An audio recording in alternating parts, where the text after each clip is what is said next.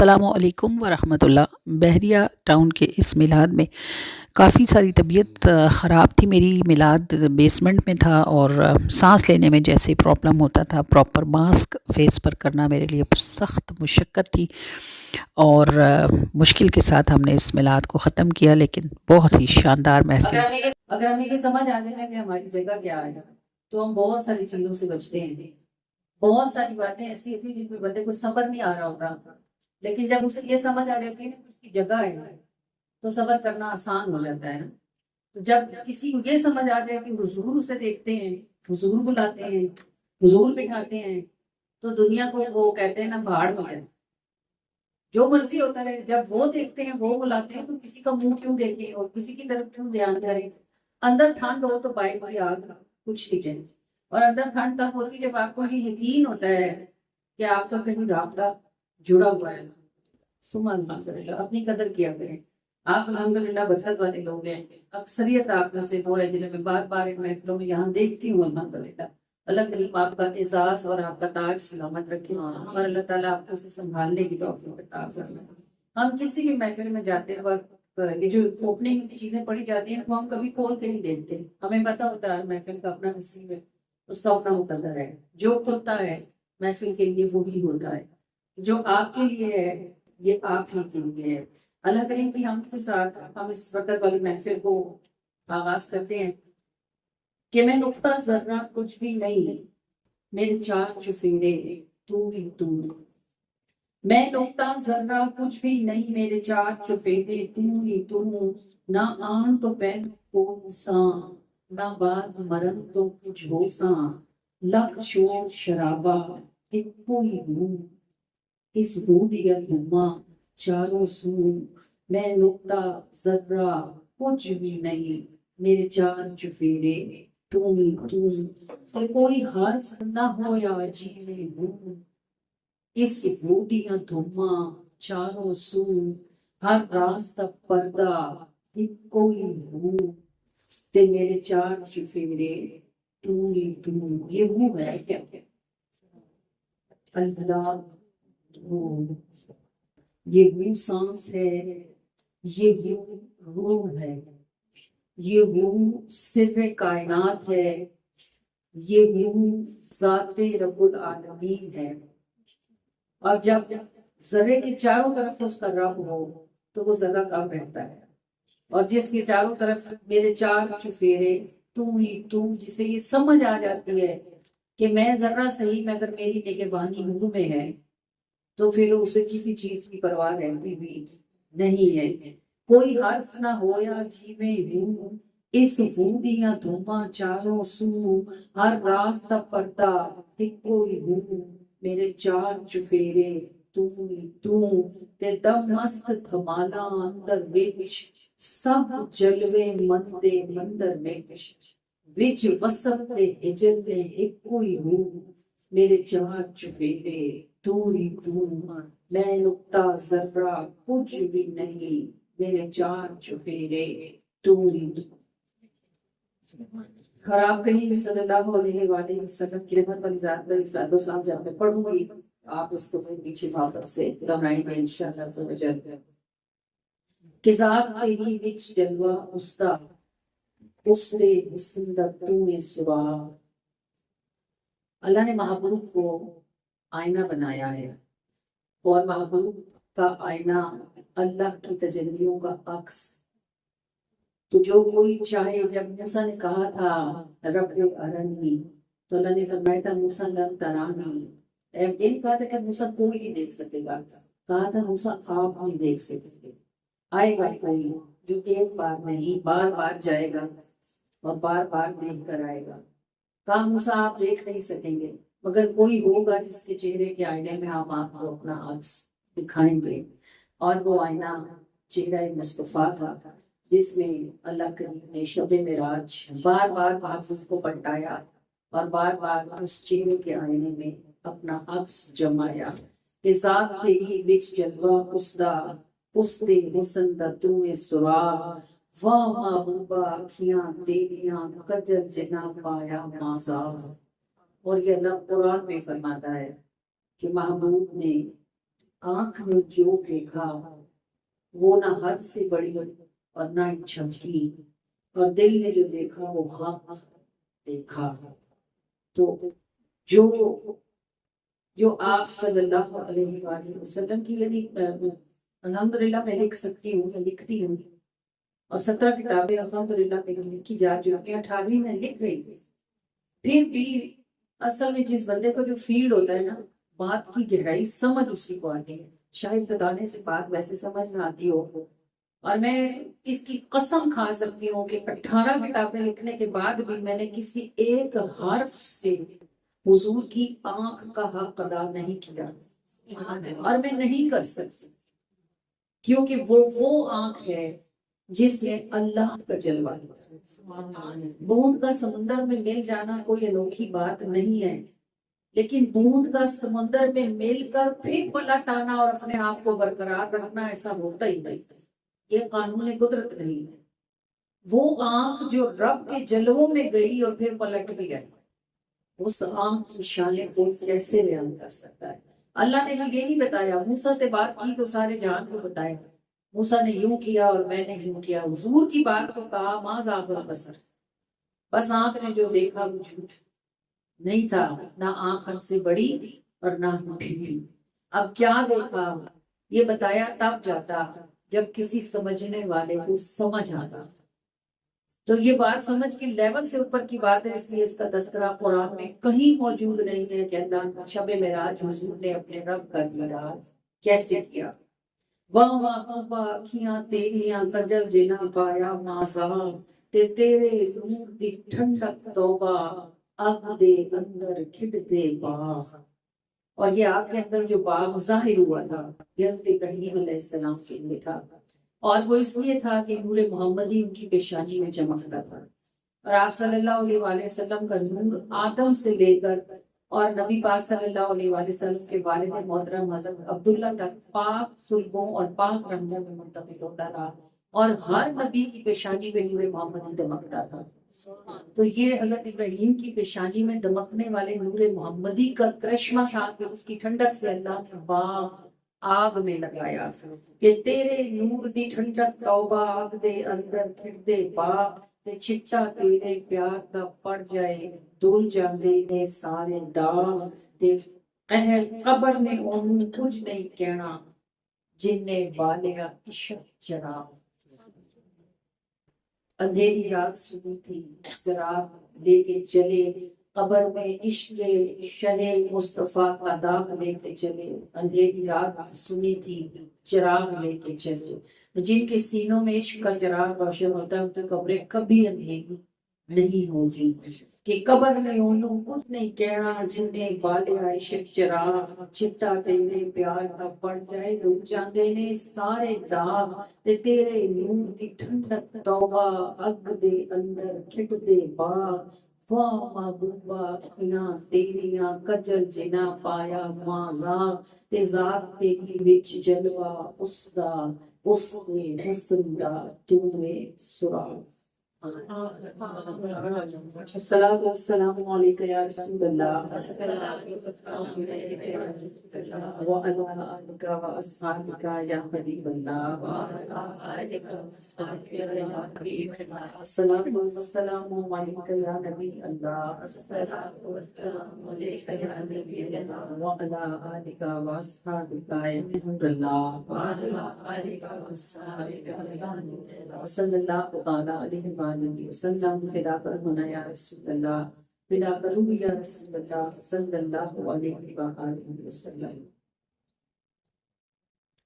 أعوذ بالله من الشيطان الرجيم. میں اللہ کی پناہ مانگتی ہوں شیطان مردود لائن کے شر سے۔ بسم الله الرحمن الرحيم. شروع اللہ کے نام کے ساتھ جو بڑا مہربان ہے اور نہایت رحم کرنے والا ہے۔ الحمد لله رب العالمين.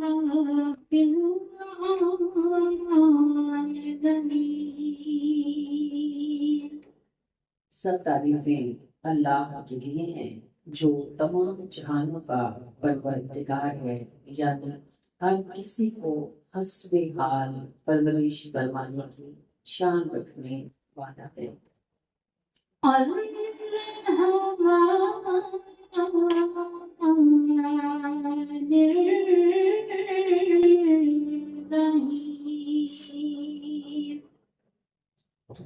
یہ بتائیے بھلا اللہ پالتا کیوں ہے؟ کیوں پالتا ہے؟ اسے کوئی کام ہے ہم سے، کوئی غرض ہے، کچھ رکا ہوا ہے اس کا ہمارے بغیر، کیوں پالتا ہے؟ دیکھیں نا، آپ پودا لگاتے ہیں، اس کی کاٹ چھانٹ کرتے ہیں، پانی دیتے ہیں، کھاد لگاتے ہیں، مالی رکھتے ہیں، کیوں رکھتے ہیں؟ تاکہ اس کا پھل کھائیں۔ اولاد کی ہم پرورش کرتے ہیں، اس کے ساتھ تھکتے ہیں، کیوں تھکتے ہیں؟ کل کو یہ ہمارے لیے سہارا بنے، جب ہم کسی قابل نہ رہیں تو یہ جوان ہو چکے ہوں گے۔ اللہ کو تو کوئی غرض نہیں۔ پھر دیکھیں، شیر کو گوشت نہیں دیتا ہے، گھوڑے کے لیے گھاس ہی اگاتا ہے، ہمارے لیے اس نے ہر طرح کا پھل اور غلہ اناج پیدا فرما رکھا ہے۔ پرندوں کو ہواؤں میں رزق دیتا ہے۔ آپ کو پتا ہے پرندے کی آنکھ ہمارے ذہن سے 60 ٹائمز زیادہ دیکھتی ہے۔ مطلب زمین پہ پڑا ہوا گندم کا دانہ اس کو اتنی بلندی سے کیسے نظر آ جاتا ہے؟ اس کی آنکھ ہم سے 60 گنا زیادہ چیز کو بڑا کر کے دیکھتی ہے۔ تو کیسے پالتا ہے؟ پانی کے اندر مچھلی کو رزق عطا فرماتا ہے، اور ہر کسی کو اس کے حسب حال دیتا ہے۔ کیوں اتنا خیال رکھتا ہے؟ کیونکہ وہ بڑا ہی مہربان ہے اور بہت زیادہ رحم کرنے والا ہے۔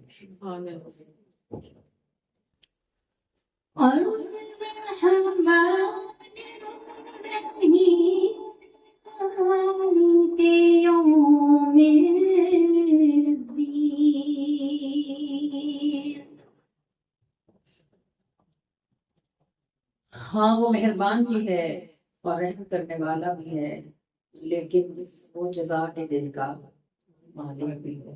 جو وہ عطا فرما رہا ہے اسے کوئی غرض نہیں ہے، لیکن اگر وہ پوچھے گا نہیں کہ کس نے کہاں سے اٹھایا، کہاں لگایا، تو یہ زیادتی ہوگی۔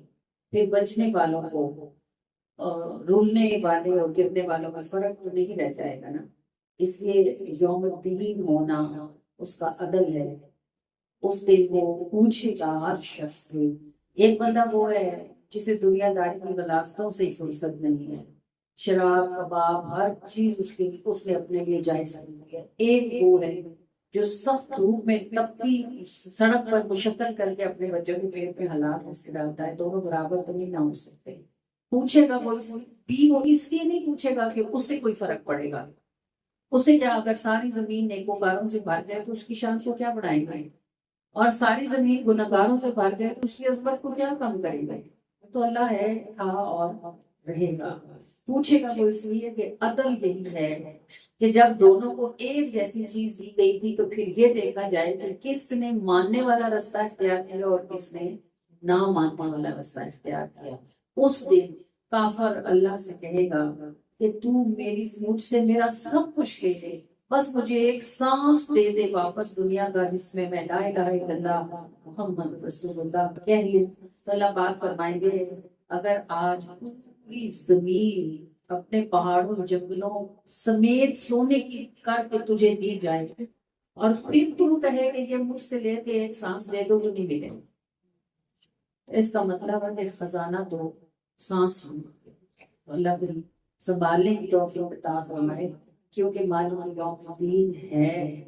وہ پوچھے گا اس دن۔ 4 سوال ایسے ہیں جن کے جواب دیے بغیر بندہ اللہ کے آگے سے ہل بھی نہیں سکتا، اور وہ یہ ہوں گے کہ آپ نے مال کہاں سے اٹھایا، کہاں لگایا، جوانی کہاں خرچ کی، اور زندگی کیسے گزاری۔ تو یہ 4 سوال یاد کر لیں اور انہیں رات کو سوتے وقت ایک مرتبہ اپنے آپ سے پوچھ کے سو جائیں، تاکہ جواب آپ کو زبانی یاد ہو جائے۔ ظاہر ہے اس دن جو فرد جواب دے گا اسی کی جان چھوٹے گی۔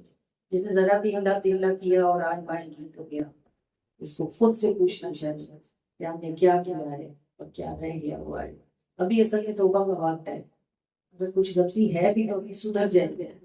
وقت ختم ہو گیا تو پھر غلطی سدھرنے والی نہیں ہوگی۔ إياك نعبد وإياك نستعين. اس کا ترجمہ بھی لوگ بہت مزے سے کرتے ہیں کہ ہم تیری عبادت کرتے ہیں اور تجھ ہی سے مدد مانگتے ہیں. ہم کون ہوتے ہیں؟ کیا منہ ہے ہمارا؟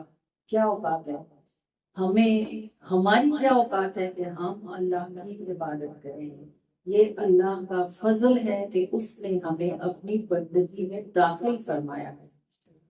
بھئی وہ ہمیں کسی یہودی کے گھر پیدا کرتا، کسی ہندو کے گھر، کسی عیسائی کے گھر، چین میں کسی کیمسٹ کے گھر پیدا کر دیتا، تو کیا ہم تب بھی اللہ کی عبادت کرتے؟ بچے تو اپنے ماں باپ کا مذہب بھی اختیار کرتے ہیں، پھر کس نے عبادت کرنی؟ اے اللہ، ہم تیرے فضل سے تیری عبادت کر رہے ہیں اور ہر معاملے میں مدد کی امید سے تجھ ہی سے رکھتے ہیں. اهدنا الصراط المستقيم صراط الذين أنعمت عليهم. اے ہمارے پروردگار، جو تو نے ہم پر اتنا فضل کیا ہے کہ ہمیں اپنی بندگی میں داخلہ فرمایا ہے اور تو نے ہمارا اللہ ہونا گوارا فرمایا. یاد رکھیے گا، رب ہم سب کا ہے اور اللہ ہر کسی کا نہیں ہے. اللہ اسی کا ہے جو اس کو مانتا ہے، اور یہ تاج اللہ نے ہمیں لگایا ہے کہ رب وہ سب کا ہے مگر اللہ صرف ہمارا ہے. تو ہمارے پروردگار ہے اللہ، جب تو نے ہم پر یہ رحمت کی ہے کہ تو نے ہم کو اپنی بندگی میں داخلہ عطا فرمایا ہے، ہم اتنی مہربانی اور فرما دے کہ تو ہمیں دنیا اور آخرت کے لیے صراط مستقیم کی طرف ہدایت نصیب فرما دے. اور یہ صراط مستقیم کیا ہے اس کا جواب بھی خود ہی دے دیا ہے. صراط الذین انعمت علیہم، ان لوگوں کا رستہ جن پر تو نے دنیا اور آخرت میں فضل فرما رکھا. غير المغضوب عليهم ولا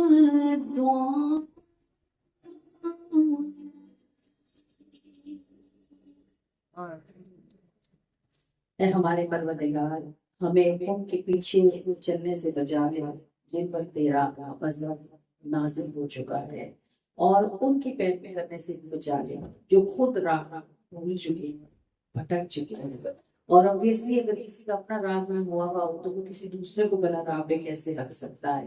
تو اے ہمارے رب، ہمیں ان سے بھی بچا لے جن پر تیرا غضب ہوا ہے، اور ان سے بھی بچا لے جو راہ سے بھٹک چکے ہیں، اور ہماری ان سب دعاؤں کو اپنی بارگاہ میں قبولیت کا شرط عطا فرما. صدق الله العظيم. سچ فرمایا ہے اللہ نے جو بلند و بالا ہے. اس بات کی شبگوئیاں شروع ہو گئی کہ اللہ تعالیٰ نے ابراہیم علیہ السلام کو اپنا خلیل بنا لیا ہے، اور ابراہیم علیہ السلام کے پاس اتنا مال ہے، اتنی دولت ہے، اور اتنا سب کچھ ہے، تو اگر وہ اللہ کی عبادت نہیں کریں گے تو کون کرے گا؟ اگر وہ اللہ کی راہ میں صدقہ خیرات نہیں کریں گے تو کون کرے گا؟ تو اس میں کون سا کمال ہے کہ وہ اللہ کی راہ میں خیرات کرتے ہیں اور اللہ کی عبادت کرتے ہیں؟ اتنا آرام ہے، اتنے نوکر چاکر ہیں، اتنا پیسہ ہے، عبادت نہیں کریں گے تو کیا کریں گے؟ اس میں خلیل بنانے کی اس میں کیا بات ہے؟ اللہ کے لیے جب فرشتوں کی یہ باتیں سنی تو اللہ تعالیٰ نے 2 فرشتوں سے کہا کہ زمین پر جاؤ اور جا کر ابراہیم کا امتحان دے لو کہ وہ ذلت کے قابل ہے یا نہیں ہے. ابراہیم علیہ السلام کے پاس جب فرشتے پہنچے تو ابراہیم علیہ السلام ایک پہاڑی تھی، اس کی چوٹی پر بیٹھے ہوئے تھے، اور آپ کے جو چرواہے تھے وہ آپ کے ریوڑ چرا رہے تھے، اور اس قدر بڑے آپ کے ریوڑ تھے کہ پوری وادی آپ کی بھیڑ بکریوں کے ساتھ بھری ہوئی تھی. تو ان فرشتوں میں سے ایک فرشتہ حضرت ابراہیم کے قریب سے گزرا، اور اس نے گزرتے ہوئے بہت خوبصورت آواز میں اللہ اکبر کی صدا بلند کی. جیسے ہی اس نے اللہ اکبر کی صدا بلند کی، فوراً ہی حضرت ابراہیم علیہ السلام متوجہ ہوئے، اور آپ نے اس سے کہا کہ اے میرے محبوب کا ذکر کرنے والے ٹھہر جاؤ، اور مجھے میرے محبوب کا ذکر دوبارہ سنا. اس نے کہا کہ پہلے تو میں نے مرضی سے کیا تھا، اب اگر آپ کے کہنے سے کروں گا تو اجر دوں گا۔ پوچھا کیا لے گا؟ اس نے کہا یہ جو وادی بھری ہوئی ہے نا آپ کی بھیڑوں بکریوں سے، ان میں سے آدھی مجھے دے دو۔ آپ نے فرمایا لے لے، مجھے میرے محبوب کا ذکر ایک دفعہ اور سنا دے۔ وہ آدھی بکریاں بھیڑیں جو تھی وہ علیحدہ کر دی گئی، اور اس نے ایک دفعہ پھر بڑی خوش الحانی سے اللہ کی تسبیح کی، اور اس نے اللہ اکبر اللہ اکبر، اور جو بھی اس کو مقصود تھی اس نے ان کو سنائی۔ حضرت ابراہیم بڑے راضی ہوئے، وہ جانے لگا تو آپ نے پھر اس سے کہا ایک بار اور نہیں مجھے میرے محبوب کی بات سنانا۔ وہ جاتے جاتے رک گیا، اس نے پلٹ کے دیکھا اور کہنے لگا کیا ابراہیم اجر دوں؟ پوچھا کیا لوگے؟ کہا یہ جو باقی رہ گیا ہے آدھا ریوڑ یہ بھی، کہا لے لو۔ وہ ساری وادی بھری ہوئی بھیڑوں اور بکریوں سے ابراہیم نے اسے دے دی اور کہا مجھے میرے محبوب کا ذکر سناؤ۔ اب یہ باتیں مجھے یا آپ کو اس لیے سمجھ نہیں آ سکتی، ہمیں اس لیے عجیب لگتی ہے کہ ہم چیزوں سے محبت کرنے والے لوگ ہیں، جس کا جیسا سٹیٹس ہوتا ہے نا وہ اسی طرح موو کرتا ہے۔ ابراہیم علیہ السلام کا سٹیٹس یہ تھا کہ وہ اللہ کے عاشق تھے۔ محبت اور عشق میں یہی فرق ہوتا ہے کہ محبت تقسیم ہوئی بھی ہوتی ہے، عشق سب جلا کے راکھ کر دیتا ہے، ایک محبوب بھی رہتا ہے۔ تو ابراہیم علیہ السلام نے اس سے کہا دوبارہ سناؤ، اس نے ذکر سنایا اور وہ ساری بکریاں پوری بھری ہوئی وادی جو تھی وہ لے کے چل پڑا۔ جب وہ تھوڑا آگے نکلا تو ابراہیم اس کے پیچھے دوڑے اور کہا ایک دفعہ اور نہیں محبوب کا ذکر سناتا۔ اس نے کہا وہ ہنسا، اس نے کہا آپ کیا دو گے، سارا تو میں نے لے لیا۔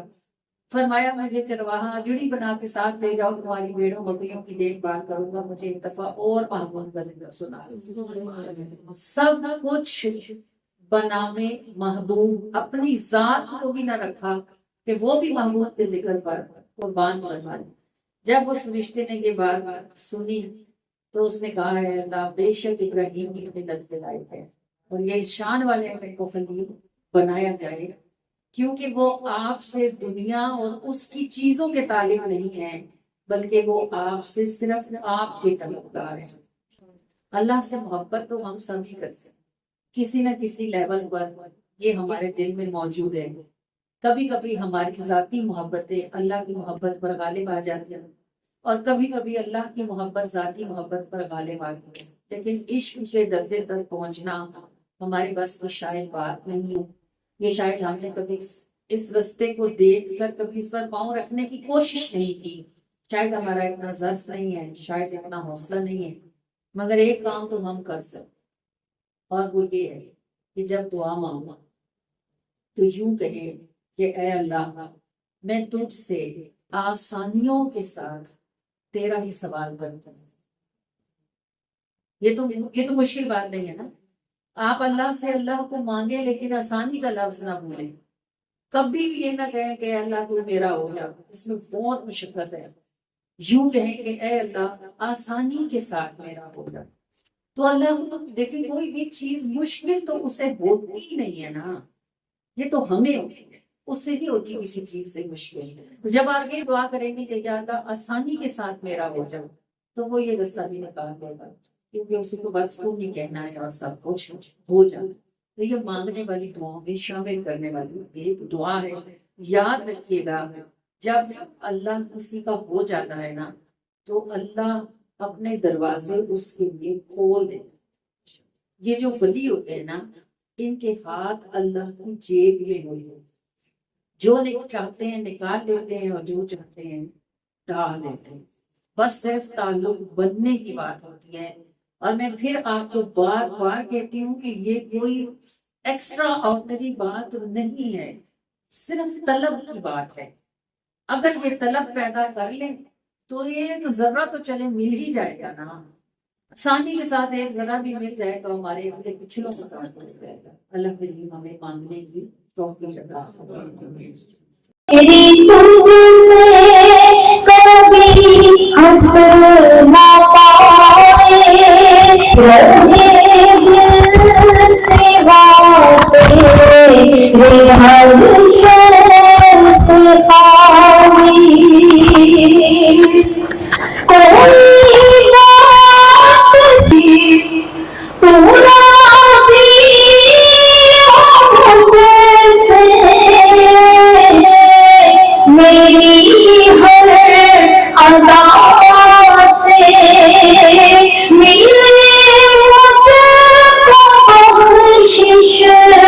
میری ہر خطا سے میں زندہ رہوں گر تو تیری رضا سے مروں تو ڈھکے مجھ کو روزے کی جامی میں زندہ رہوں گر تو تیری رضا سے مروں ڈھکے مجھ کو روزے کی جامی کوئی تجھ سے کچھ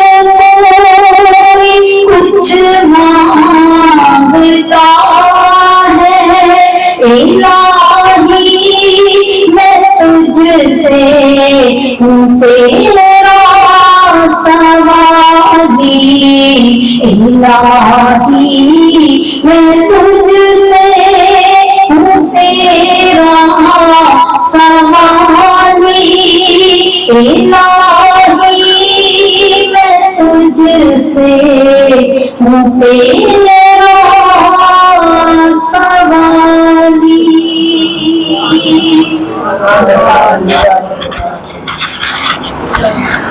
کیا ہے کریں لگا لیں اس کو لگانے میں کر دیا اس کو نوائز فری کر دیا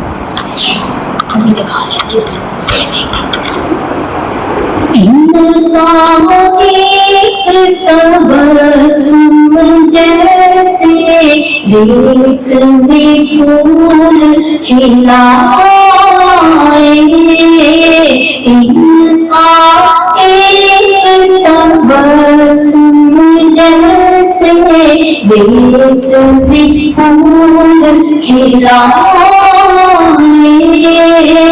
جس پل میں مسکائے وہ پل زندہ ہو جائے جس پل میں مسکائے وہ پل زندہ ہو جائے ایک چمک سی دھیرے دھیرے رخ پہ پھیلتی جائے رخ پہ پھیلتی جائے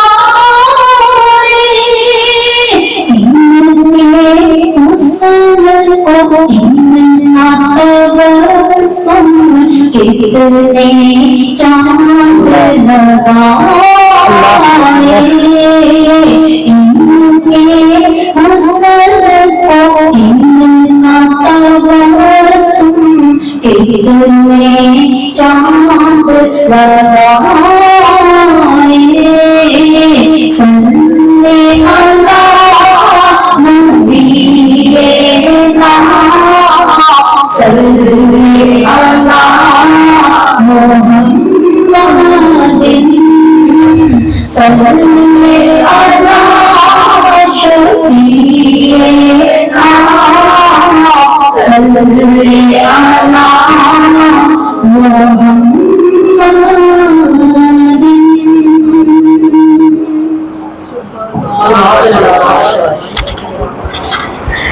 رسول اللہ صلی اللہ علیہ وآلہ وسلم اللہ کا نور ہے.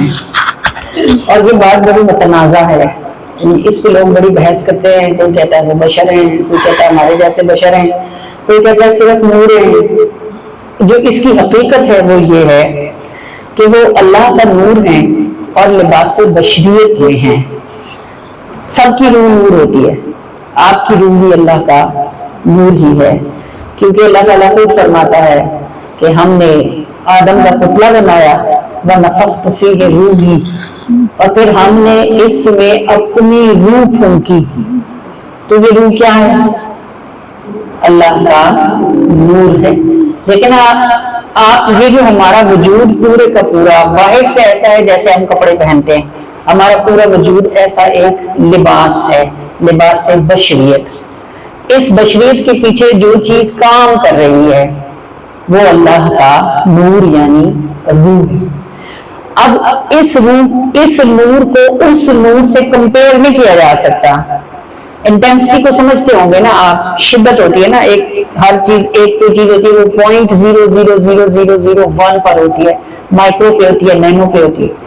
کوئی چیز جو ہوتی ہے وہ اپنی یعنی شدت کی بلندیوں پر ہوتی ہے۔ رسول اللہ صلی اللہ علیہ وآلہ وسلم کا جو نور ہے وہ اس کائنات کے مالک نے اپنے نور سے نور محمدی کو تخلیق فرمایا۔ یہ جو کریشن ہے ہماری پوری یونیورس کا، ناٹ ورلڈ، یونیورس کا جو کریشن ہے اوور آل، یہ حدیثوں سے ہمیں جو بات پتہ چلتی ہے وہ یہ ہے کہ حضور علیہ الصلوۃ والسلام نے خود ارشاد فرمایا کہ سب سے پہلے اللہ نے اپنے نور سے نور نبی کا، تیرے نبی کا نور پیدا فرمایا، پھر رسول اللہ کے نور سے عرش، لوح، قلم، کرسی، ان 4 مخلوقات کو پیدا فرمایا، پھر رسول اللہ کے نور سے زمین، آسمان، جنت، جہنم اور اس کی ہر شے کو تخلیق فرمایا۔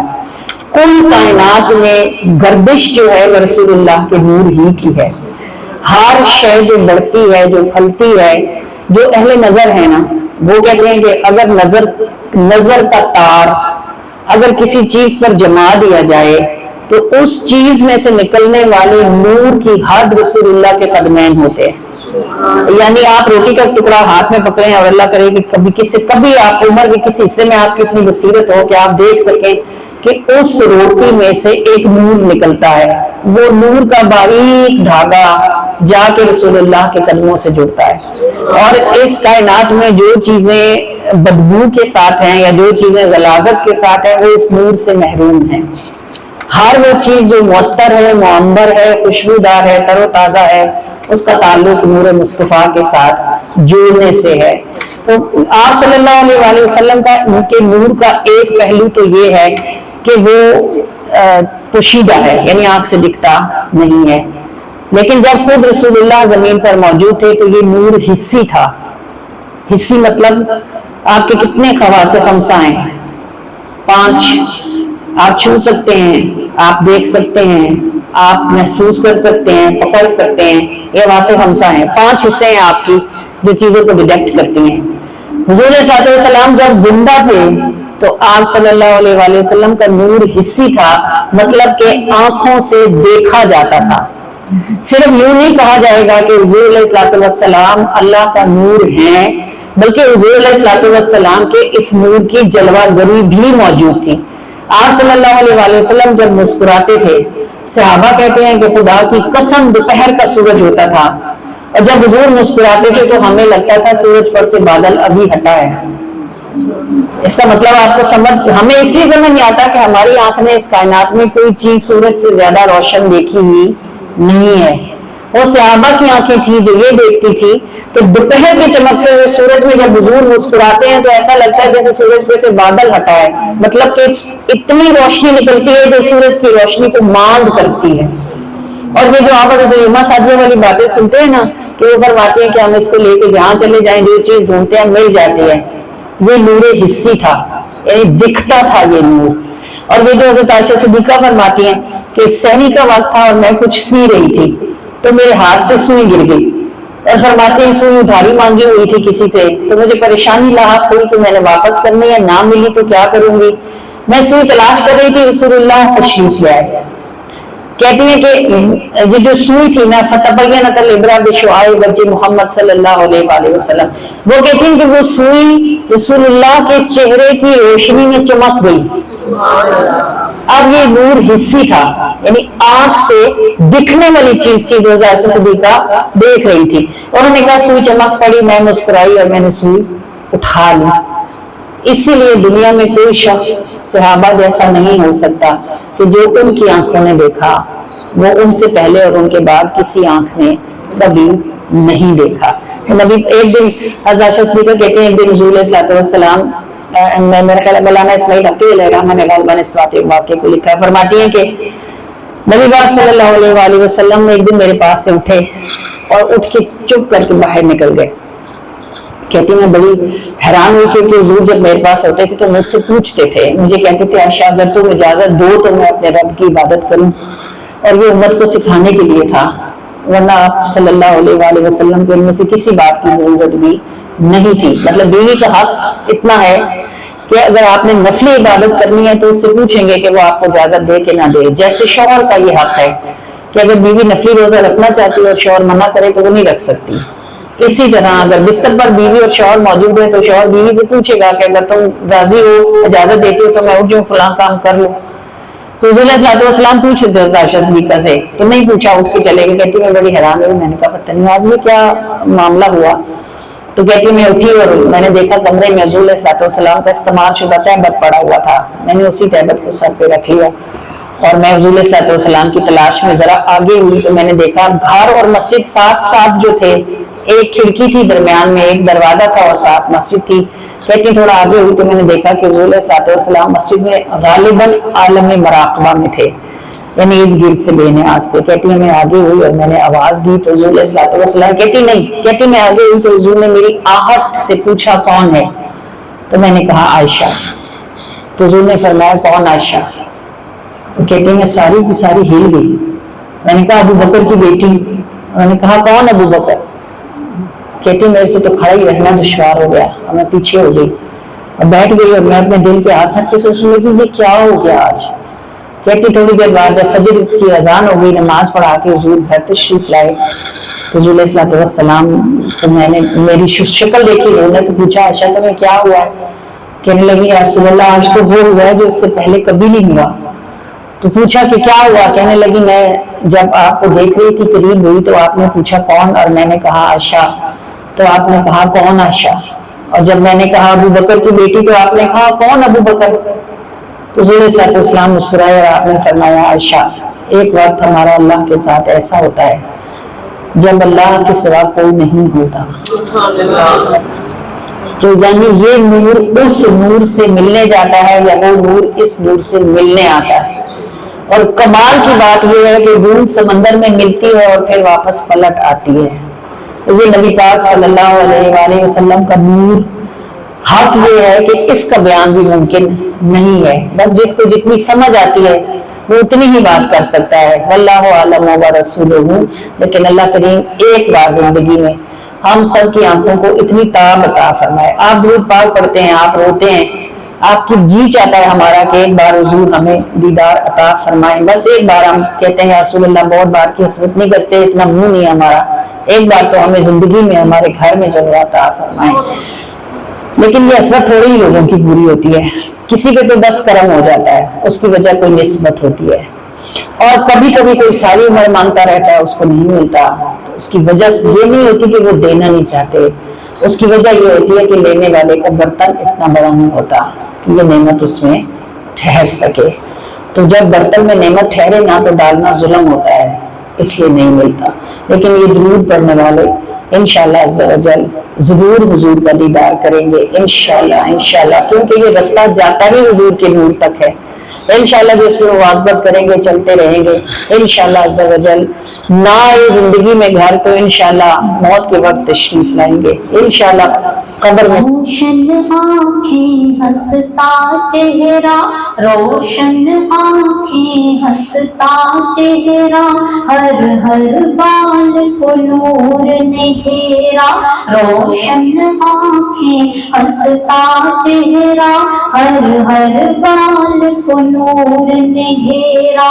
دن میں دم کے رات کو چمکے، دن میں دم کے رات کو چمکے، کیسے کہہ دوں اس کو چاند. دن میں دم کے رات کو چمکے، کیسے کہہ دوں اس کو چاند. نظر کسی کی اڑتے اڑتے گر اس رخ تک جا پہنچے. نظر کسی کی اڑتے اڑتے گر اس رخ تک جا پہنچے. یوں لگتا ہے جیسے کسی نے یوں لگتا ہے جیسے کسی نے تتلی کے پر دیے ہوں بار، یوں لگتا ہے جیسے کسی نے یوں لگتا ہے جیسے کسی نے تتلی کے پر دیے ہوں بار، دن میں دم کے رات کو چمکے، دن میں دم کے رات کو چمکے، کیسے کہہ دوں اس کو جان، میری آنکھ تو سورج کی بھی تاب نہیں لا سکتی ہے، میری آنکھ تو سورج کی بھی تاب نہیں لا سکتی ہے، ان کو دیکھوں جن کے ایک، ان کو دیکھوں جن کے ایک تبسم سے ہو سورج ماں، ان کو دیکھوں جن کے ایک تبسم سے ہو سورج ماں، دن میں دم کے رات کو چمکے، دن میں دم کے رات کو چمکے، کیسے کہہ دوں اس کو جان،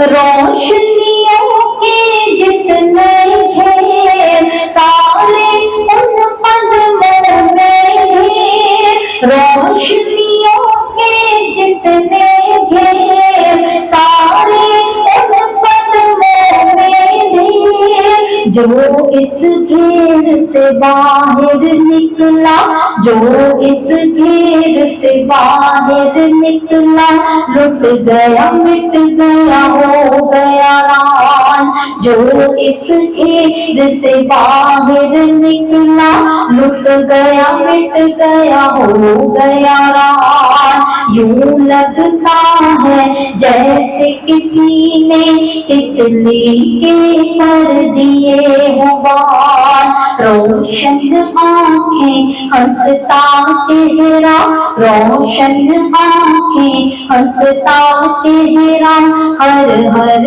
بال کو نور نے گھیرا، دن میں دم کے رات کو چمکے، دن میں دم کے رات کو چمکے، کیسے کہہ دوں اس کو جان، دن میں دم کے رات کو چمکے، کیسے کہہ دوں اس کو جان۔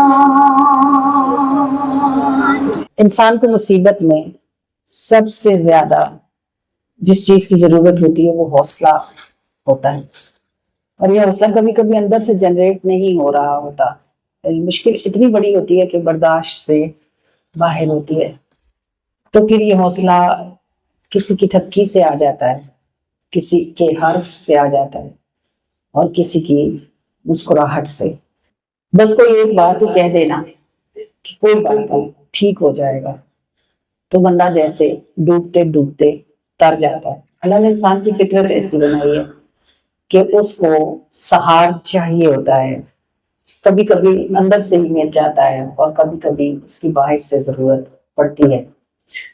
وہ خاتون جو غزوہ احد میں رسول اللہ صلی اللہ علیہ وآلہ وسلم کو دیوانہ وار ڈھونڈتی پھرتی تھی، چونکہ مدینے میں یہ خبر پہنچی تھی کہ معاذ اللہ حضور صلی اللہ علیہ وسلم کو شہید کر دیا گیا ہے۔ یہ جو میڈیا ہے نا، یہ ہر زمانے میں کہاں کو چٹائی کرتے رہنے کی کوشش کرتا رہتا ہے، اس زمانے میں بھی ایسا ہی تھا، افواہ اڑا دی گئی۔ تو وہ خاتون نقاب اوڑھ کر دیوانہ وار مدینے سے نکلی اور وہ میدان احد کے قریب پہنچی تو کسی نے ان کو پہچان کے ان کو بتایا کہ آپ کے بھائی شہید ہو گئے ہیں۔ انہوں نے کہا انا للہ و انا الیہ راجعون، آگے بڑھی تو کسی نے بتایا کہ بیٹا شہید ہو چکا ہے۔ وہ بڑا جھنجھلائی اور انہوں نے کہا یہ بتاؤ حضور کہاں ہے؟ تو جو صاحب تھے انہوں نے کہا میں تو پیچھے ہوں، آگے جائیں اور آگے والوں سے پوچھیں، مجھے نہیں پتا کہ حضور کہاں ہے۔ وہ اور آگے بڑھی تو کسی نے ان کو کہا آپ کے والد شہید ہو گئے۔ انہوں نے کہا وہ بڑے بہادر آدمی تھے، اپنی منزل تک پہنچ گئے ہیں، بتائیے حضور کہاں ہے؟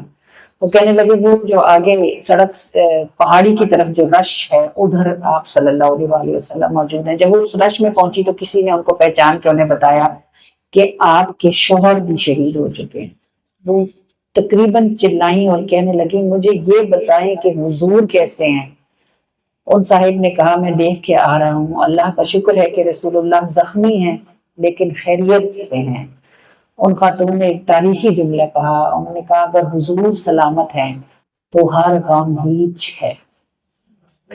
اب آپ دیکھیں اس واقعے سے گزرنا اور اس واقعے کو سننا یہ ایسا ہی ہے جیسے کاغذ پر آگ لکھنا اور ہتھیلی پر آگ رکھنا. اتنا ڈفرنس ہے اس میں.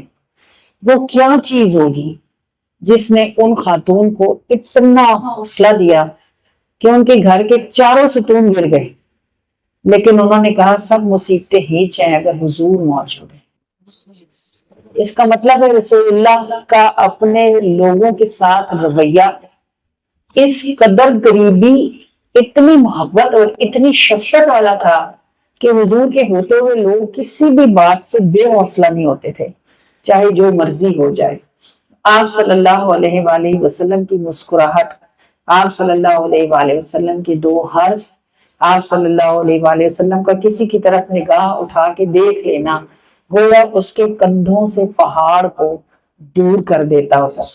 اور یہ اس بات کو بھی یاد ہے, لوگ ہمارے زمانے کے بچے سمجھتے ہیں نا چونکہ ان کا اس طرف کوئی اتنا انٹرسٹ ہی نہیں ہے, کوئی دلچسپی نہیں ہے, تو جب بچوں کو ہم ایسی باتیں بتاتے ہیں نا تو وہ اس کو جسٹ ایک فینٹیسی لیتے ہیں. وہ سمجھتے ہیں کہ ہم شاید کوئی کہانی سنا رہے ہیں اور بس یہ ایک بات ہے جو بس بات ہی ہے. حالانکہ خدا کی قسم یہ صرف بات نہیں ہے, یہ حق ہے. ابھی بھی ایسا ہوتا ہے کہ اگر آپ دل سے حضور کو اس گہرائی سے یاد کریں جس گہرائی تک وہاں کا سراغ ملتا ہے تو تھپکی ابھی بھی آتی ہے. ابھی بھی کھڑے رہنے کا حوصلہ حضور ہی دیتے ہیں. لوگوں کا بس چلے تو وہ پاؤں کے نیچے سے زمین بھی کھینچ لیں اور سر کے اوپر سے آسمان بھی نوچ لیں. یہ صرف حضور کی تھپکی ہے جو لوگوں کو چلتے رہنے کا حوصلہ دیتی ہے, ان کو کھڑا رکھتی ہے اور انہیں بتاتی ہے کہ اگر ساری دنیا بھی تمہاری مخالف ہو جائے تو ہم تمہیں بہت کافی ہیں. اگر تمہارے پلڑے میں ہم ہیں تو پوری دنیا کی ضرورت نہیں ہے. بس اب یہ بات یہ ہے کہ یہ ہو کیسے؟ یہ ہو ایسے کہ آپ خود کو حضور کی بارگاہ میں پیش کریں نا. آپ کوئی کام صرف حضور کے لیے کریں, اس میں اپنی ذات کا نفع نہ دیکھیں, نقصان بھی نہ دیکھیں. ڈھونڈیں کہ آپ کیا کر سکتے ہیں. جب آپ اللہ کے محبوب کو خوش کرنے میں کامیاب ہو جاتے ہیں نا تو اللہ کے محبوب کی رحمت نہیں ان کا کرم آپ کی طرف متوجہ ہوتا ہے. اللہ کا بھی کرم ہوتا ہے اور اللہ کے محبوب کا بھی کرم ہوتا ہے. ہم نے اللہ کے کرم پر بات کی تھی, غالباً فریال کا ملا تھا, اللہ کے کرم پر وہاں بات ہوئی تھی. حضور علیہ الصلوۃ والسلام کا بھی کرم ہوتا ہے, اور کرم کی صفت یہ ہوتی ہے کہ جب کسی پر ایک بار ہو جاتا ہے پھر اس سے کبھی اٹھایا نہیں جاتا. رحمت تو سمیٹ بھی لی جاتی ہے, کرم نہیں سمیٹا جاتا. کرم انعام ہوتا ہے, اور انعام کوئی ادنا سے ادنا بھی دے کے واپس نہیں لیتا, وہ تو سخیوں کے بھی سخی. کو ڈھونڈے آپ کے اندر ایسی کیا چیز ہے جس سے آپ حضور کو خوش کر سکتے ہیں. راضی نہیں, راضی تو وہ ویسے ایک یعنی آپ ایک بار ڈھونڈ پڑے وہ اس سے بھی راضی ہو جاتے ہیں. کریم وہ اتنے ہیں کہ آپ سے تو ڈیمانڈ کچھ کرتے ہی نہیں, تھوڑی سی بھی بہت راضی ہو جاتے ہیں. لیکن راضی ہونا الگ بات ہوتی ہے, خوش ہونا الگ بات ہوتی ہے. راضی تو وہ سب سے ہوتے ہیں مگر خوش انہیں کوئی کر پاتا ہے. کوشش کریں کہ آپ کسی بات سے حضور کو خوش کریں. یہ کچھ بھی ہو سکتا ہے, صرف درود شریف نہیں, زندگی کے موقع. دنیا میں حضور علیہ الصلوۃ والسلام نے اپنی امت سے زیادہ کسی سے محبت نہیں کی.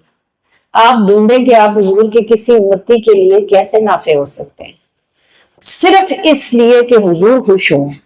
اگر آپ حضور کے کسی امتی کو کوئی نفع پہنچاتے ہیں اور آپ اس نفع سے انٹرن حضور کا کرم خریدنے میں کامیاب ہو جاتے ہیں تو یقین کریں یہ جو ہم اپنے کندھوں پہ لیے پھرتے ہیں نا یہ سب غائب ہو جائیں گے. یہ جو ہمارے دلوں میں ڈھیر لگے پڑے ہیں نا یہ سب پگھل جائیں گے, جیسے نمک گھلتا ہے نا پانی میں, ایسے گھل جائیں گے. زندہ بندے کی مصیبتیں, پریشانیاں, تکلیفیں اس کی موت تک لکھی ہوئی ہیں.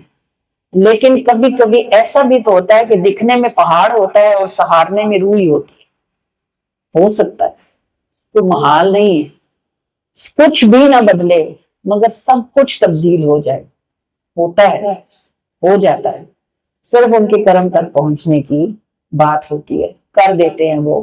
اللہ کریم ان رستوں کا مسافر فرمائے، اور اللہ کریم توفیق دے کہ ہم اپنے پیچھے اپنی نسلوں کو ان رستوں کا مسافر چھوڑ کے جائیں۔ یہ کیا کریں گے؟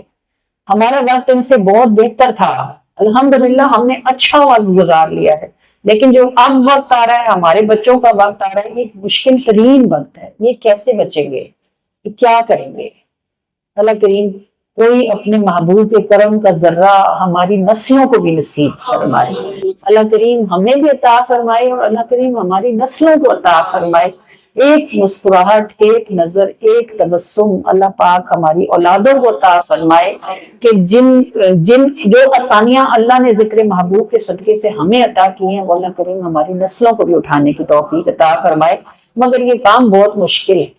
حضرت داؤد نے جب اللہ سے کہا تھا کہ اے اللہ میرے بچوں پر بھی وہی نعمتیں اتارنا جو تو نے مجھ پہ اتاری ہیں، تو اللہ نے فرمایا تھا اے داؤد اپنے بچوں سے کہہ دے وہ مجھ سے اتنی محبت کریں جتنی تو کرتا ہے۔ یہ ہے مشکل، بس ہم صرف دعا کر سکتے ہیں کہ اللہ تعالیٰ ہماری اولادوں کو ہدایت دے، اور اللہ تعالیٰ ان کو حضور کے راستے کی طرف چلنے کی توفیق عطا فرمائے، اور اللہ پاک ان کو ان کے نفس کے شر سے اور شیطان کے شر سے محفوظ فرمائے۔ جو لٹیرے اس رستے پر بیٹھے ہیں اللہ تعالیٰ ہماری نسلوں کو ان سے محفوظ کرے، اور آپ کریم صلی اللہ علیہ وآلہ وسلم کی مسکراہٹ تک پہنچنے کی توفیق عطا فرمائے۔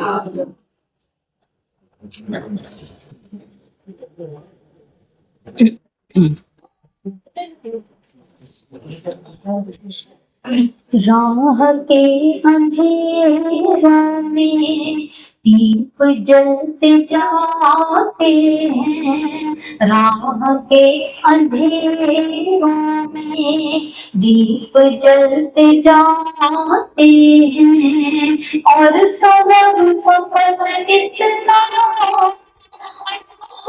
مسکراتے ہیں، اور سبب فقط اتنا آپ مسکراتے ہیں، آپ مسکراتے ہیں، مسکراتے ہیں، آپ مسکراتے ہیں، آپ مسکراتے ہیں۔ سخت مشکلوں میں جو حوصلہ نہیں گرتا،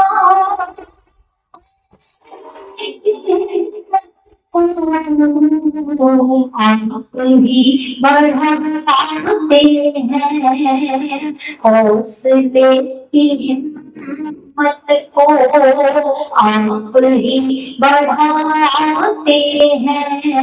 اور سبب فقط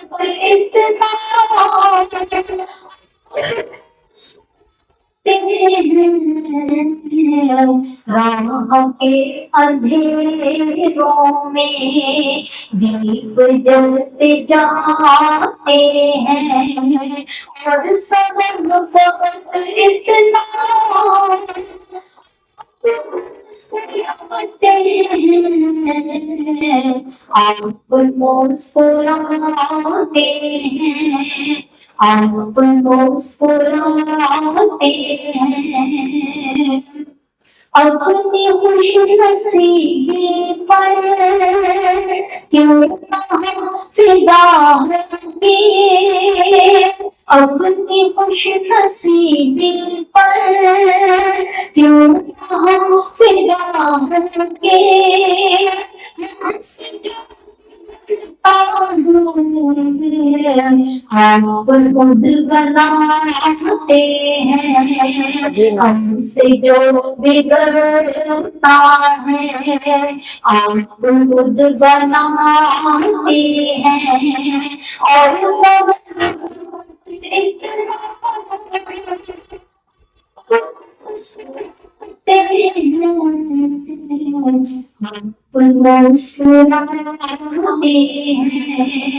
آپ مسکراتے ہیں۔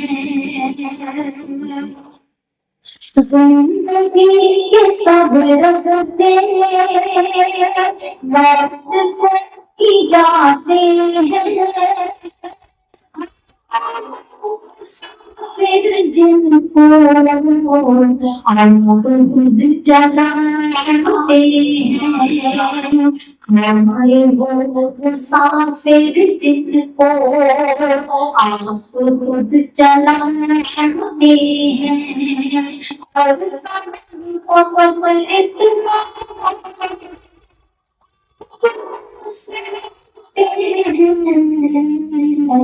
आप मुस्कुराते हैं, आप मुस्कुराते हैं, बादलों से बारिश से सदियों की निगारिश से बारिश से सदियों की निगारिश से नक्श वो नहीं मिटता, आप जो जगाते हैं नक्श वो नहीं मिटता,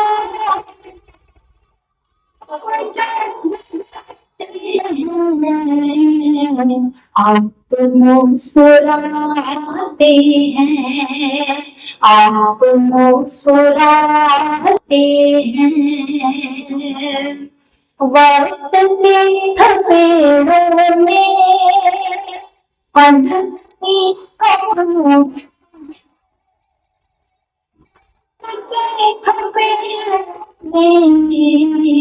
कदमी का पूरा है, जिनको रहमते आलम उंगलियां थमाते हैं, जिनको आलम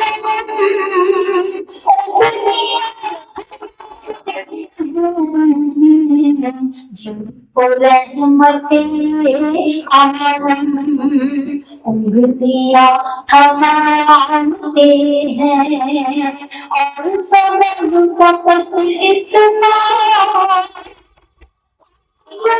सुनते हैं, आप मुस्कुराते हैं, आप मुस्कुराते हैं, आप मुस्कुराते हैं, मुस्कुराते हैं, रात के अंधेरों में दीप जलते जाते हैं।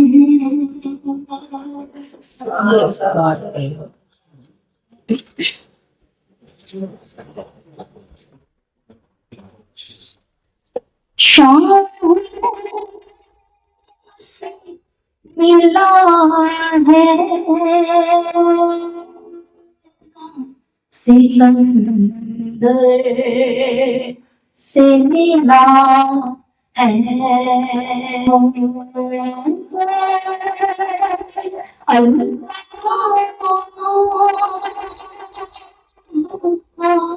इरफान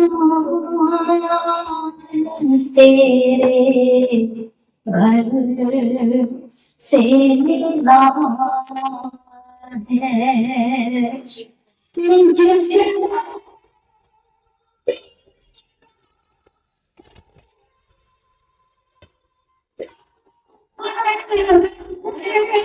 से मिला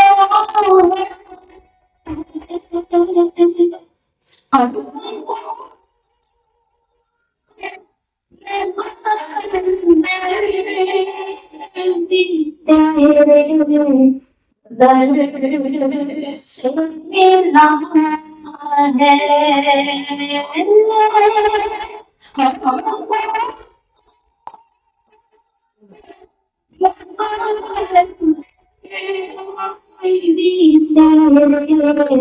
दर से मिला दर से मिला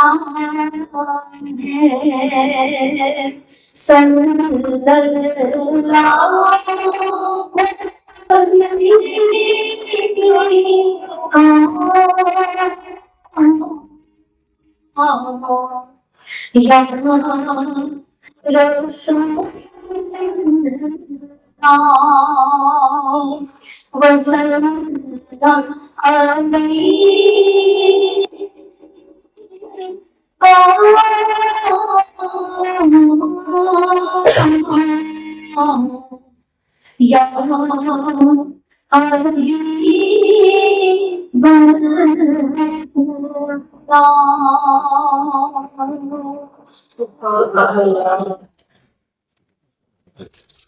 अलग महबूब सल्लल्लाहु अलैहि वसल्लम के पास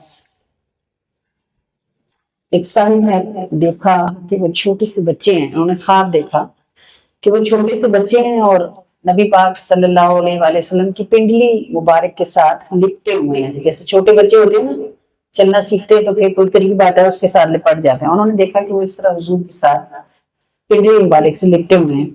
तो वो बड़े हैरान हो रहे थे इस बात पर कि हुजूर सल्लल्लाहु का इतना कुर्ब कैसे मुझे नसीब हो गया। तो नबी पाक सल्लल्लाहु अलैहि वसल्लम ने उनके दिल की बाहर जाना हुआ। सल्लल्लाहु अलैहि वसल्लम ने उनसे फरमाया, तुझे मालूम है कि तू मेरे इतना करीब कैसे आया? तो फरमाते मैंने पूछा कि अल्लाह के रसूल, मैं इस बात पे हैरान हूँ। कहा कि ये इसलिए है कि तू मेरी सुन्नतों की कदर करता है। लोग फर्ज को भी नहीं गर्दानते, कहते कोई बात नहीं, अल्लाह मेहरबान है, माफ करने वाले। भाई मेहरबान ही ने तो फर्ज किया है, मेहरबान ही है ना। फिर भी उसने कहा 5 वक्त की नमाज पढ़ो और नहीं पढ़ोगे तो उसका हिसाब होगा। तो फिर अगर मेहरबानी ये होती कि नहीं पढ़नी तो वो फर्ज ही ना करता। भी फर्ज किया है तो मेहरबान हो के फर्ज किया है ना, पढ़नी है लाजमी, नहीं पढ़ेंगे तो उसका हिसाब किताब होगा। सुन्नतों की बात करें तो कहते हैं जी मौलवियों के पवाड़े हैं सारे, और जी मौलवी तो आखदे ही रहते हैं। नहीं, ऐसी बात नहीं। नबी करीम सल्लल्लाहु अलैहि वसल्लम को अपनी सुन्नतें अपनाने वाला बंदा अच्छा लगता है, वो मर्द हो या वो औरत हो। जो सुन्नतें अपनाई जा सकती हैं उनको अपनाने की जरूर कोशिश करनी चाहिए और उनको फैलाने की भी जरूर ही कोशिश करनी चाहिए। हमारा फी जमाना, हम जिस वक्त में जिंदा है ना, यहाँ ये चीजें बच्चों में अगर सिखाई जाएं, बताई जाएं तो ये उनके एडवांस होने को मुतासर करती है। ये क्या मौलवी बने हुए हो, अस्तगफिरुल्लाह। क्या अल्लाह के रसूल का कुर्ब पाना है कि जिसको अपनाया ना जा सके? जिस हद तक अल्लाह के, देखे वहां बात हुई है ना कि अल्लाह ताला को हजरत मूसा के जमाने में एक बंदा था जो हजरत मूसा की तरह टोपी पहनता था, हजरत मूसा की तरह लंबा सा फरगल पहनता था और हजरत मूसा की तरह चौराहों में खड़े हो जाता, और वो बड़ा जबरदस्त नक्काल था, बड़ी जबरदस्त आवाजें यानी वो निकाल सकता था ना। तो वो हजरत मूसा की तरह आवाज निकाल के लोगों को वाज और तबलीग करता था। तो जब फिरौन गर्क हुआ ना सारा अपने सारे लश्कर समेत, हजरत मूसा उस बदबख्त से बड़े तंग थे, क्योंकि वो जहां हजरत मूसा तकरीर करने लगते थे वो आ जाता था और हजरत मूसा का तमाशा बनाने की माज़अल्लाह अस्तगफिरुल्लाह वो कोशिश करता था। तो लोग तो जाहिर है आपको पता ही है कि हक की तरफ तो बहुत मुश्किल से जाते हैं, लेकिन बातिल की तरफ तो भागे भागे चले जाते हैं। लोग उसके साथ लग जाते और ठट्ठे लगाते, तो मूसा को बड़ी तंगी होती। तो आपने बहुत बार अल्लाह ताला की बारगाह में उसकी शिकायत की। तो जब सारा लश्कर डूब गया, फिरौन का मिस्र, उनका जो पाया तख्त था वो खाली हो गया, हजरत मूसा जब वापस आए 5 लाख इसराइलियों के साथ, तो आपने देखा कि वो जोकर कब्बख्त शहर में फिर रहा था। तो आपने कहा कि बारी ताला, मैं तो इससे इतना तंग था, सबसे पहले इसी को डुबोता। फिरौन भी डूब गया, उसकी सारी फौज भी डूब गई, और ये कब्बख्त मुझे सताने के लिए शहर में फिर रहा है। आपने फरमाया मूसा, आप वो देखते हैं जो आपको तंग करता है, और हम देखते हैं कि इसने आप जैसा हुलिया बनाया हुआ है। तो वो जो इसने आपका हुलिया बनाया हुआ है उसकी वजह से हम इसको किसी तरह का अजाब नहीं देते कि ये देखने में आपकी तरह दिखता। यानी आप देखो, महबूब जो प्यारे होते हैं उनका प्यार कहाँ तक जाता है। ये आपकी तरह दिखता है, आपकी तरह पहनता होता है, अगरचे ये करता वो गलत नीयत से ही था, लेकिन दिखता उनकी तरह था ना, इसलिए उसको अजाब नहीं हुआ। तब आप ये सोचो कि अगर कोई हुजूर की मोहब्बत में हुजूर की तरह बैठे, हुजूर की तरह सोए, हुजूर की तरह खाए, हुजूर की तरह पिए, تو سوچو پھر اللہ کو وہ کتنا زیادہ اچھا لگے گا. اور یہ دو رستے سے نہیں ہے نا, جو اللہ کو اچھا لگتا ہے وہ حضور کو بھی اچھا لگتا ہے, اور جو حضور کو اچھا لگتا ہے وہ اللہ کو بھی اچھا لگتا ہے. تو یہ اللہ کریم اور مہربان کی خوشی ہے اس میں. یہ ہمیں معلوم ہے کہ محبوب صلی اللہ علیہ وآلہ وسلم کی ہر سنت جو آخری زمانے میں ہمارے وقتوں میں جو مٹی ہوئی ہے, یہ جو میں آپ کو کہتی ہوں دعا کے بعد آپ سے کہتی ہوں کہ پہلے دل میں سنت کی نیت کریں. تو یہ کیوں کہتی ہوں, کیونکہ یہ رواج بھی اب ختم ہوتا جا رہا ہے کہ ہم ایک دوسرے سے مصافحہ کریں. یقین کریں محفلیں جب ختم ہوتی ہیں نا تو لوگ صرف اپنے جاننے والوں سے مصافحہ کرتے ہیں. جہاں پر 200 250 600 بندہ ہوتا ہے نا, تو وہ لوگ صرف ادھر سے ہاتھ میں لایا, ادھر سے کوئی جاننے والی مل گئی تو اس کو گلے ملے اور بس. مصافحہ کرنا بھی سنت رسول ہے, اور ہر کسی سے کرنا. اور نبی کریم کے ایک صحابی تھے, تو فیل ان کا نام تھا, تو ان کا پیٹ بڑا تھا, تو ان کو سب بڑے پیٹ والے کہہ کے بلاتے تھے. وہ شام کو روز آواز لگاتے آؤ بازار جائیں. تو ان کے جو دوست تھے وہ کہنے لگے کہ حضرت آپ خریدتے تو کچھ ہے نہیں اور روز بازار چلے جاتے ہیں. فرمایا ہم بازار کچھ خریدنے کے لیے تھوڑی جاتے ہیں, ہم تو لوگوں کو سلام کرنے کے لیے جاتے ہیں. تو جن کو سمجھ آ رہی ہوتی ہے بات کی وہ کیا کیا کر رہے ہوتے. جو آپ صلی اللہ علیہ وآلہ وسلم کی وہ سنتیں, جیسے آپ رات کو وضو کر کے سوئیں تو یہ سنت رسول ہے. اگر ایک بار ٹوٹ جاتا ہے, نیند جب ہم سو جاتے ہیں نا تو وضو ٹوٹ ہی جاتا ہے, سونے سے وضو ٹوٹ جاتا ہے. لیکن جب ہم بستر پر باوضو جاتے ہیں اس نیت سے کہ ہمارے کریم ہمیشہ باوضو بستر پہ جایا کرتے تھے, تو ہمارا تو مقصد پورا ہو جاتا ہے نا. پھر ہم سو جاتے ہیں, وضو ٹوٹ جاتا ہے, پوری رات ہمارے لیے نیکی کا میٹر چلتا رہتا ہے کہ ہم باوضو سوئے, ہم نے حضور کی سنت کو اپنایا. اسی طرح جب آپ محفل کے بعد مصافحہ کرتے ہیں, اب چونکہ یہ رسم ختم ہوتی جا رہی ہے, ہاتھ بڑھانے سے پہلے یہ نیت کر لیں کہ ہر اچھی محفل کے بعد ایک دوسرے سے مصافحہ کرنا نبی کریم کی سنت ہے. اب آپ کی نیت یہ نہیں ہے کہ یہ فلاں جاننے والی ہے, یہ فلاں, یا جیسے آپ مجھ سے ملے تو باجی ہیں تو اچھا پڑھا ہے تو اچھا, فرا نے اچھا پڑھا, نہیں. اس پہ ثواب نہیں ہوگا, یہ صرف مصافحہ ہوگا. اگر آپ یہ چاہیں کہ اس مصافحے سے آپ ثواب حاصل کریں تو وہ ایسے ہوگا کہ دل میں نیت کریں کہ اچھی محفل کے بعد ایک دوسرے سے مصافحہ کرنا نبی کریم کی سنت ہے. پھر آپ سنت کی نیت سے مصافحہ کریں گے تو یہ رسم چونکہ اب اٹھتی جا رہی ہے تو اس پر 100 مرتبہ شہید ہونے کا ثواب اس پر ہے. یہ میرے کریم نے فرمایا کہ آخری زمانے میں جب میری سنتیں متروک کر دی جائیں گی, چھوڑ دی جائیں گی, ترک کر دی جائیں گی اور مٹنے لگیں گی, اس زمانے میں میری مٹی ہوئی ہر سنت کو زندہ کرنے پر 100 مرتبہ شہید ہونے کا ثواب ہوگا. اب اٹس اپ ٹو یو. میرا کام تو صرف دروازہ کھولنا اور آپ کو سڑک دکھانی ہے نا, چلنا آپ نے خود ہے. ڈھونڈے کہ نبی کریم کی کون کون سی سنت گھروں سے غائب ہوئی ہے, پھر کوشش کریں کہ اس کو ڈھونڈ کے گھر میں واپس لائیں. کوئی مانے نہ مانے, کوئی عمل کرے نہ کرے, ہم نے تو کرنا ہے نا. ہر کسی کا اپنا رستہ ہے, ہر کسی کی اپنی منزل ہے, لیکن اگر ہمیں کسی بات کی سمجھ آ جاتی ہے تو ظاہر ہے کہ ہم نے اس بات پہ چلنا ہے اور اس کو پکڑنے کی کوشش کرنی ہے. پھر اللہ کریم اپنے محبوب اللہ نبینا علیہ الصلوۃ والسلام کا ساتھ عطا فرمائیں. خدا کی قسم کمائی یہی ہے, کچھ بھی نہیں ساتھ جاتا. آپ جھونپڑی میں رہتے ہوں یا آپ بحریہ ٹاؤن میں رہتے ہوں, اللہ نے پیدا بھی سب کو ایک طرح کیا اور موت بھی سب کی ایک ہی طرح. کوئی بحریہ ٹاؤن والوں کی قبروں میں کوئی اے سی نہیں لگا ہوتا, اور جھونپڑی میں مرنے والوں کی قبروں میں کوئی ہیٹر نہیں چل رہا ہوتا, یا وہاں کوئی آگ نہیں لگی ہوتی کہ جھونپڑی سے آئے, سب برابر ہے. تو جب حساب برابر ہی ہونا ہے تو پھر رستے وہ چنے جن پہ چل کے آگے جا کے آسانیاں ہوں. جو اللہ نے دنیا میں عزت دی ہے تو اللہ آگے بھی معزز رکھے. تو معزز دنیا والی عزت اور آخرت والی عزت میں تو فرق ہے نا. یہ تو کسی کی کمائی میں بھی ہمیں مل جاتی ہے. یہ کسی کا باپ کسی اچھی پوسٹ پر ہے, کسی کی ماں کسی اچھی جگہ پر ہے, تو بچے تو خود بخود ویل اسٹیٹسڈ ہو جاتے ہیں نا. فلاں کا بیٹا ہے, فلاں کی بیٹی ہے, خود کیا ہے؟ اگر آپ خود زیرو ہیں تو یہ اسٹیٹس آپ کا زمین کے اوپر ہی رہ جائے گا. اندر جا کے تو آپ کسی کی بیٹی کسی کے بیٹے نہیں رہیں گے. پھر تو میری شرمندگی ہے, خود سے تو کچھ کمایا, کچھ اٹھایا نہیں, تو پھر کیا کریں گے؟ یہ دنیا کو not and of the world ہے, اس سے آگے بھی تو کچھ ہے نا. وہاں بھی تو کھڑے ہونا ہے, وہاں بھی تو ایک دوسرے کو دیکھنا ہے.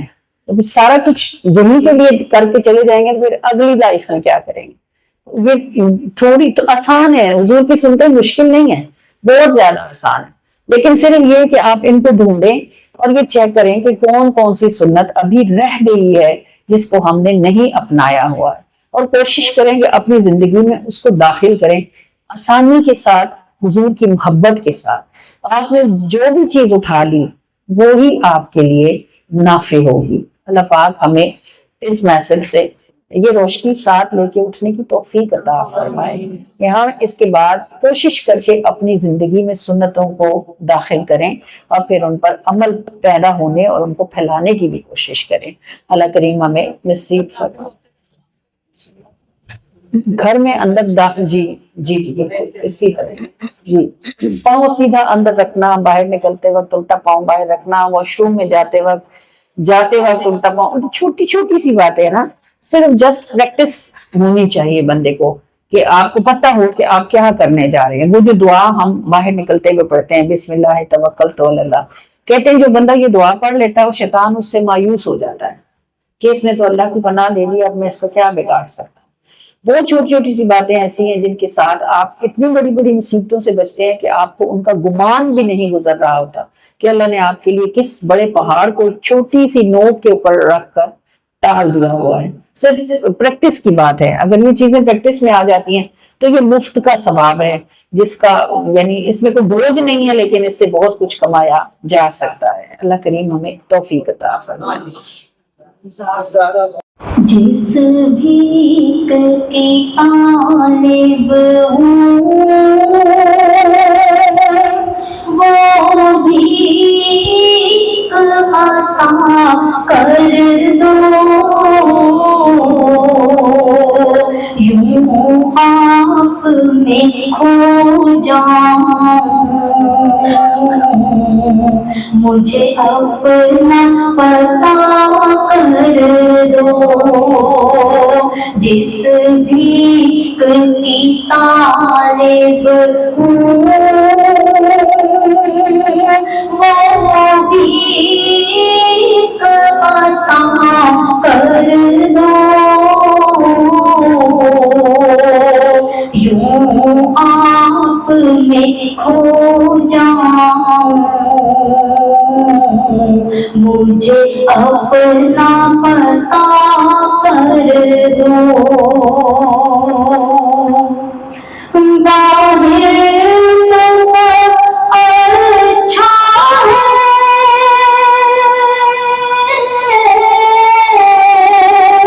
اندر کا خدا جانے، ہر گھڑی جو ہوتی ہے وہ معاف خطا کر دو،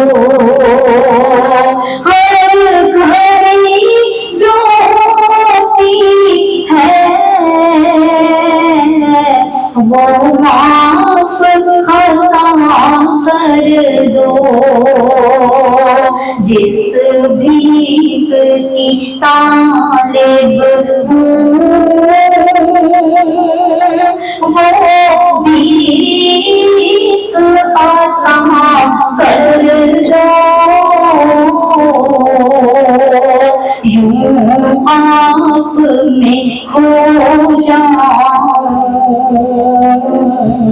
مجھے اپنا پتا کر دو، یوں آپ میں کھو جاؤں، مجھے اپنا پتا کر دو۔ سب رشتہ سے میٹھا ہے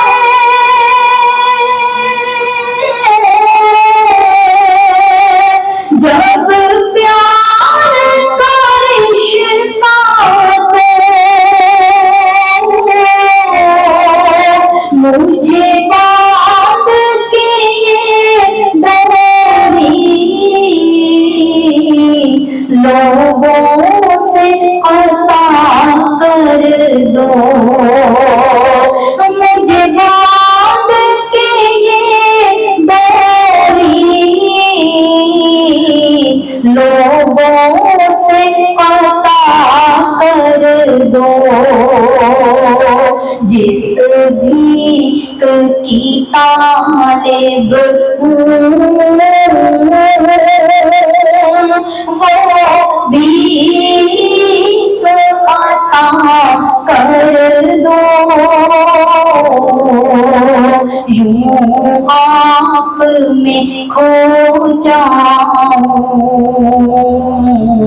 मुझे अपना पता कर दो, बस आप ही हो मेरे,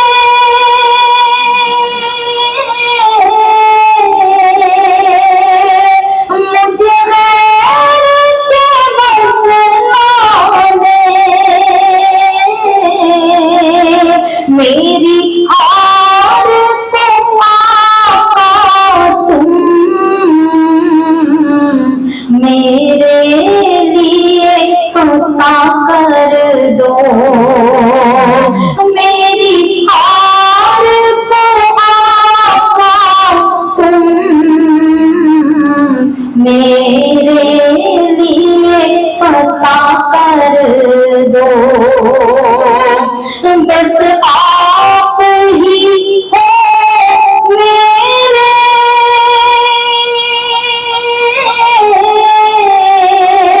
मुझे गैर के बस ना दे,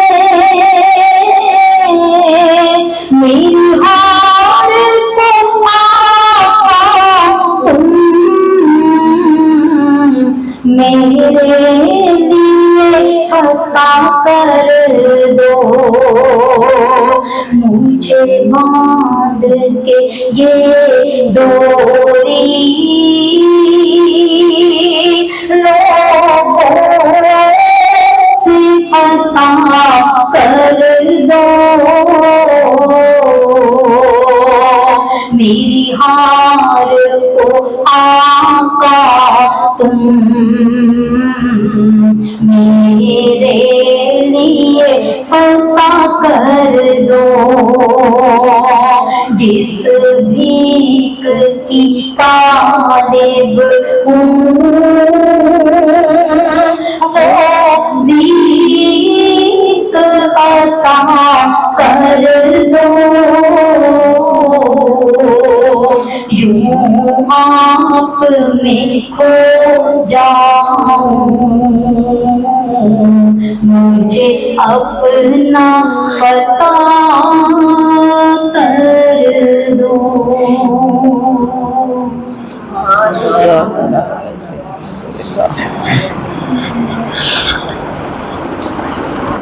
हो खैर मेरे गमखारां दी, मैनू खैर दा नहीं लगदा हो खैर मेरे गमखारां दी, जिझोर किसे दा नहीं चलदा, ओथे चलदी मेरी सरकारां दी, क्योंकि असी सोहणे दर ते बैठ गए ते अपना पता भी सानू नामुमकिन मुमकिन हो जाना, जद मर्जी होवे दिलदारां दी, सायां ने करम कमाए ते गम सारे भूल गईया, रंग रुल गईया मोलाए ते गम सारे भूल गईया, साया ने करम कमाए ते गम सारे भूल गईया, रंग रुल गईया मोलाए ते गम सारे भूल गईया, भूल गईया भूल गईया भूल गईया, साया ने करम कमाए ते गम सारे भूल गईया, रंग रुल गईया मोलाए ते गम सारे भूल गईया,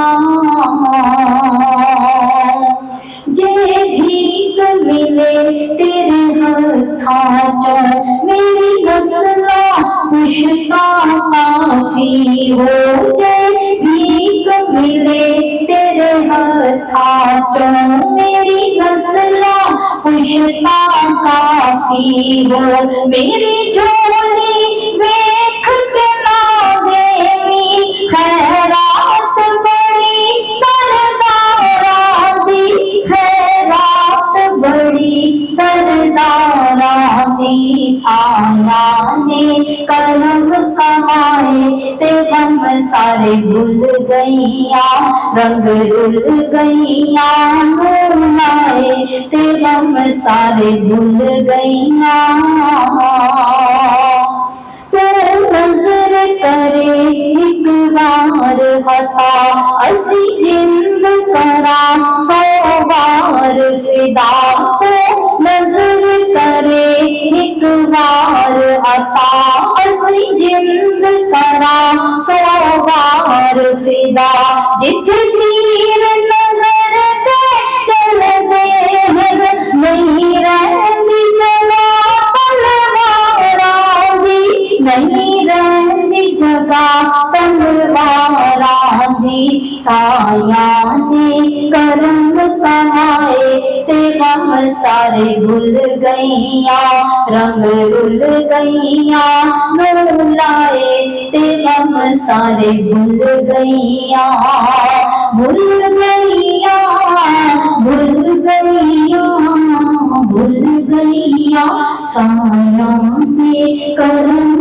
कमाए ते गम सारे भूल गईया, रंग रुल गईया मोलाए ते गम सारे भूल गईया।